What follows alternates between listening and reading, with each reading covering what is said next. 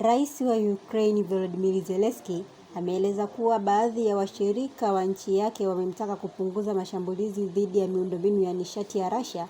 Ombi hilo linatokana na hofu yao kuongezeka kwa mgogoro wa nishati duniani, akisisitiza hatua hiyo itategemea Russia kusitisha mashambulizi yake ya kwanza.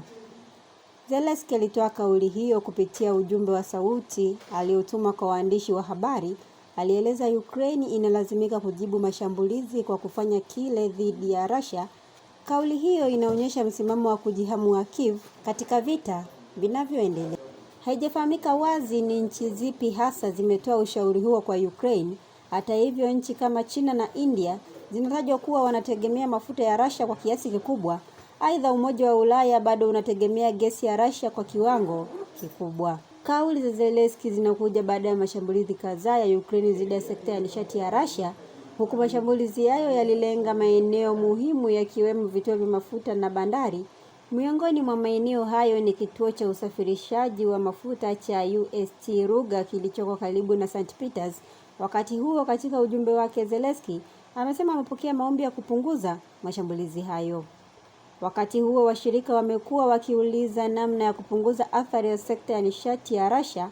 Hata hivyo, alisisitiza kuwa hatua hiyo ni masharti na si ya upande mmoja. Ukraine iko tayari kusitisha mashambulizi hayo endapo Russia itafuata hivyo hivyo. Kwa maneno yake, amani katika sekta ya nishati inahitajika hasa kwa pande zote mbili. Hii inaonyesha uwezekano wa makubaliano na kupunguza mashambulizi ikiwa mazungumzo yatafanyikiwa. Wakati huo huo, bei za mafuta duniani zimepanda kutokana na vita vinavyohusisha Iran. Kufungwa kwa njia muhimu ya usafirishaji wa mafuta ya Strait of Hormuz kumeongeza hofu na uhaba wa nishati, huku hali hiyo ikisababisha baadhi ya nchi kulegeza vikwazo dhidi ya mafuta ya Russia. Kwa upande mwingine, mashambulizi ya Russia yameharibu vibaya miundombinu ya nishati ya Ukraine. Zaidi ya watu milioni 1 wamekosa umeme na huduma za joto wakati wa majira ya baridi.